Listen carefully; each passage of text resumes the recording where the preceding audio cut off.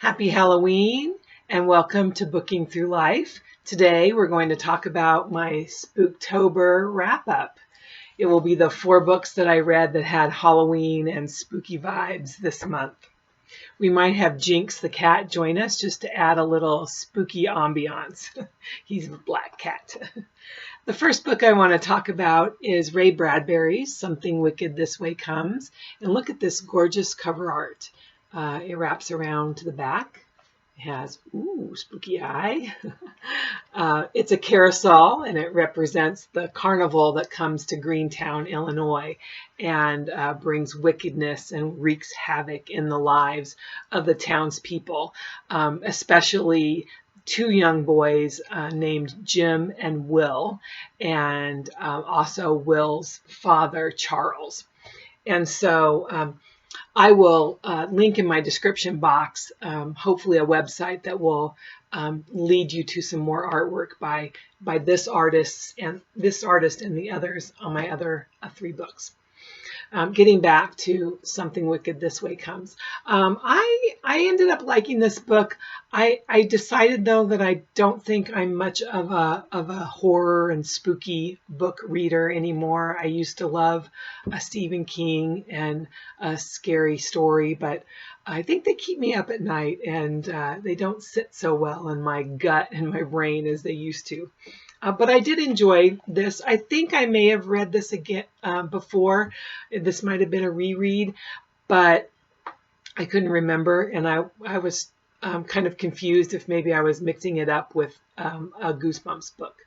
But some of the things I really enjoyed about this book, I liked the relationship between the 2 young protagonists, Jim and Will. I liked watching their relationship as they dealt with these evil elements that came to their town. I liked the relationship between Will's father and Will, and I thought that was really interesting. I started out trying to figure out all the symbolism and the metaphors, and my brain was kind of overthinking, I guess. So I just said, forget that. I'm just going to enjoy the story for what it is and not try to dig any deeper into it. I loved the way it was written. It's very poetic. He's very beautifully descriptive. Like I said, there's a lot of fabulous metaphors. In the dedication, he dedicates it to 3 people. One is his high school poetry teacher, and it definitely has a poetic feel. And I liked the way he used really short, descriptive sentences. I think it gave a feel for running. The 2 boys did a lot of running through town, and I think those short sentences gave that sense of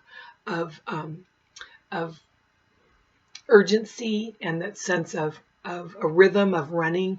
I thought it also helped as the wickedness was happening around him. It kind of gave you the sense of maybe a heartbeat, a rapidly beating heartbeat, just as you read those sentence. Anyway, it was kind of cool. I probably would give this a 4, 3.5 or 4 stars, but I do recommend it, especially if you like the spooky vibes. It's definitely good for that. And it has a nice ending. The next book that I want to talk about is L.M. Montgomery, Among the Shadows. And look at this artwork. Ooh, it's got this blue hue to it that gives it kind of a deathly, ghostly feel. And this is 19 stories put into a collection after L.M. Montgomery had passed away. L.M. Montgomery is the author of Anne of Green Gables, and these books definitely have a different vibe than Anne of Green Gables. So that was one of the things that I enjoyed about this book, was seeing different type of story from L.M. Montgomery than just the sweet Anne of Green Gables story. And there's ghosts. There's Gothic tales with Gothic feels, and there's also just kind of tragic stories. Some of them I really liked. Some of them I thought were just okay. But I definitely think that if you're looking for a short story to read, you know, on an October or a Halloween night, or maybe around the campfire, I think you could find some really good stories in this collection. The next book I want to talk about is Alice Hoffman's Practical Magic.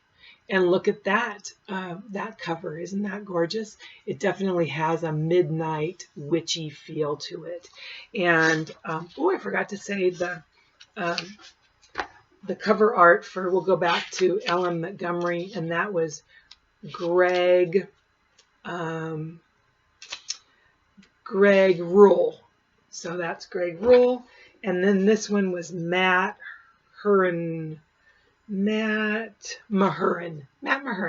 So very nice cover art. And then, so what did I think about Alice Hoffman's Practical Magic? Well, I'll tell you what, I liked the movie.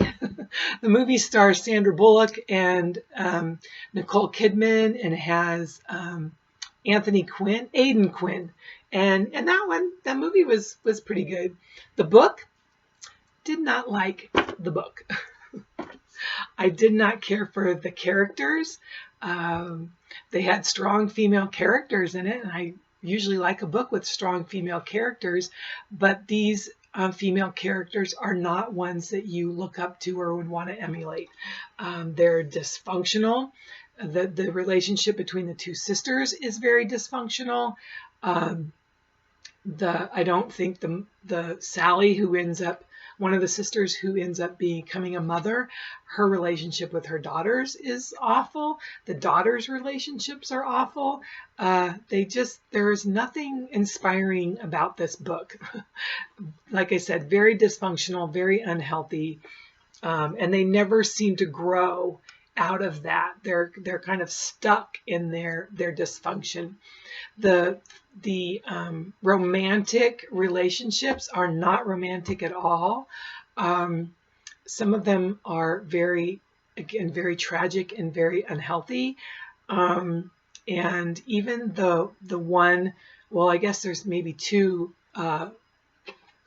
that are supposed to be the good love stories, just aren't fulfilling at all either. They're very obsessive and very quick in their falling in love, and like I said, very obsessive.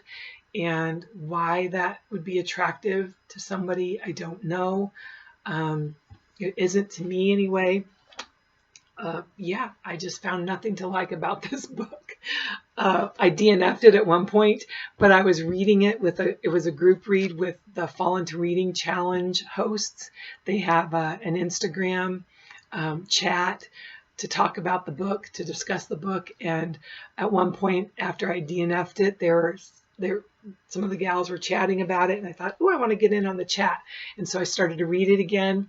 I got to where there was 30 pages left in the book, and I was just like, you know what? I don't even care how it ends. I don't even want to spend the rest of the, an hour, half hour, reading these 30 pages to find out how it ends. I just don't care.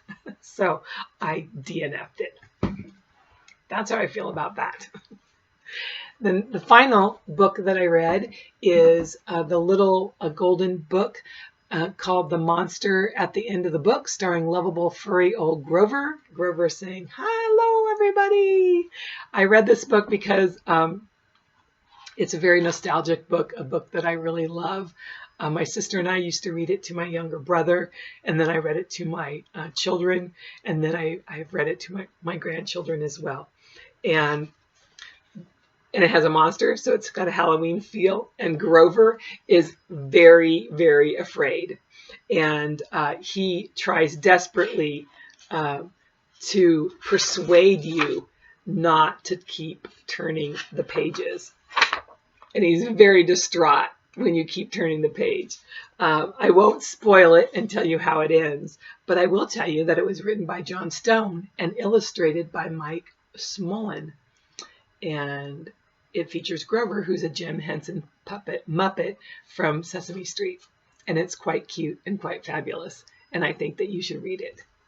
And finally, the one things that it's more than one thing, but I forgot to mention was that I dropped it. I looked up a few things about Ray Bradbury, and so I just want to share a few little tidbits about him that I found fascinating. One is that when he was in junior high, he moved to Tucson, Arizona, which is my town, and he went to a couple of junior highs, one in which is called Ross Scrooge, and it is where I am currently volunteering. So I thought that was a lot of fun. And then another interesting thing about Ray Bradbury was that he completed high school and then he didn't go on to college, and yet he became quite the prolific author. And I thought that was very, very unique and very fabulous. Maybe it's not unique, but it seems like in this day and age, you just need a college education to get anywhere.